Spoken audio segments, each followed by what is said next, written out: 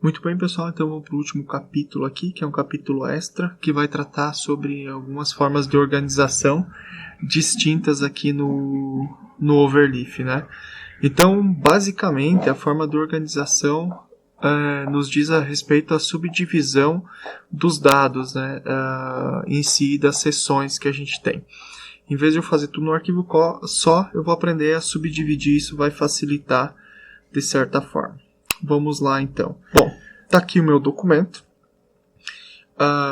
com o arquivo NOESC, que é o artigo text, com todos os... Né, aqui a gente tem todas as seções, né, estão em sequência. Isso é um pouco bagunçado, então a gente pode melhor reorganizar isso e a princípio disso eu vou ensinar um comando. Então, imagina você tendo selecionado aqui o arquivo, né? Só cuidem para não selecionar a pasta, porque se eu criar a gente vai criar uma pasta para organizar por capítulos, né? Ele cria selecionado aqui, se eu criasse uma pasta, ele cria uma pasta interna, né? Então eu vou deixar selecionado o arquivo para ele criar na raiz aqui para nós. Eu vou chamar de seções, vocês não usam acento, nem espaço, nem... O ideal é você usar o nome sem acento, sem espaço, né?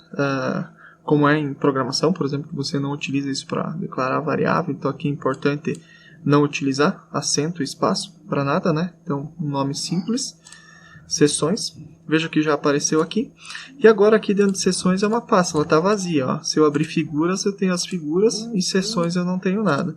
Então, basicamente, eu vou selecionar a pasta seções, e vou dar um new file aqui em cima, né? Em vez de novo arquivo, ou eu posso importar também o arquivo, né?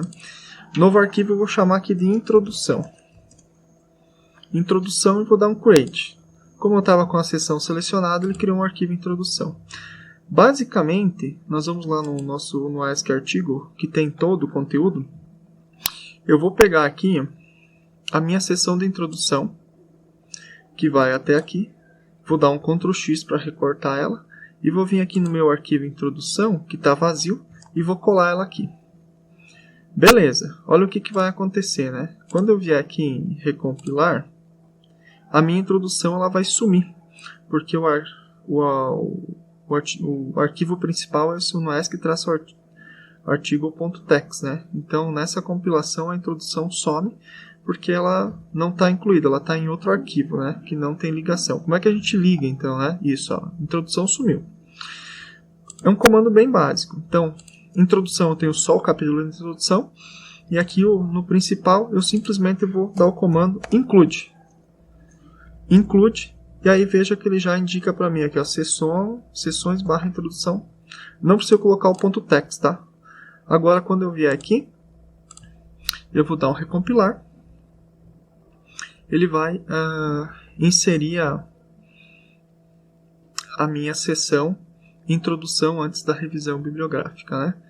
Então eu consigo separar em arquivos, fica muito mais organizado e visível para editar. Então tá aqui, ó, introdução, né? Depois eu tenho revisão bibliográfica ali, por exemplo, né? Então esse é um modelo que pode ser feito, né? Aí, agora, por exemplo, a revisão bibliográfica, eu clicando em seções, se eu quisesse, né, eu criava um novo arquivo chamado revisão, por exemplo, dava um create, tendo a pasta selecionada, veja que revisão está vazio. Vou vir aqui no NOESC artigo, posso pegar toda a seção aqui de revisão bibliográfica, até uma nova section aqui, subsection, aqui, ela vem até aqui, tem os procedimentos metodológicos, recortei ela aqui, colei aqui em revisão, agora eu vou voltar para o NOESC artigo, e aqui eu só vou dar um include seção revisão. Veja como vai ficar limpo, né? Então aqui no NOESC artigo eu vou ter somente os principais. Eu vou dar um recompilar. E fica muito mais organizado o nosso arquivo separando assim, né? Então continua aqui, ó. Introdução, revisão bibliográfica, né? Então se eu mexer agora no introdução, né? Se eu der 2 cliques aqui, por exemplo, no texto, ele já me leva para o arquivo de introdução, né? A introdução, vou escrever aqui teste, por exemplo. Vou voltar lá no documento. Ele vai atualizar aqui. Posso trabalhar normalmente. Então, o comando include é para mim fazer isso, né? Então, teste. Então, agora Nesse principal, basicamente só incluo os capítulos, né? E aqui eu já tenho eles em uma pastinha separadamente, que eu posso mexer individualmente em cada um. Então você pode subdividir a seu gosto, né? Se dentro da seção revisão bibliográfica tiver subseções, você pode também subdividir. Aí eu vou demonstrar aqui, eu tenho, por exemplo, o meu trabalho de conclusão de curso, eu fiz assim, ó. Eu tenho um arquivo principal, né? Onde eu simplesmente tenho só a inclusão de artigos, pode ser com o comando input, né? Aqui a gente utilizou o comando include, tá? Qual que é a diferença do comando input para o include, né? O include ele vai criar aqui para nós uma nova página, né? Então incluiu essa e depois na outra página incluiu isso aqui, né? O que tinha naqueles arquivos.